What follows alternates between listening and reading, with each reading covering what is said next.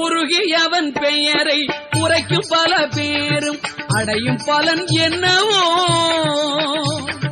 உருகியவன் பெயரை உரைக்கும் பல பேரும் அடையும் பலன் என்னவோ கருகி துயரோட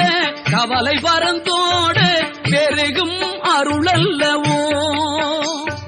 கருகி துயரோட கவலை பரந்தோட பெருகும் அருளல்லவோ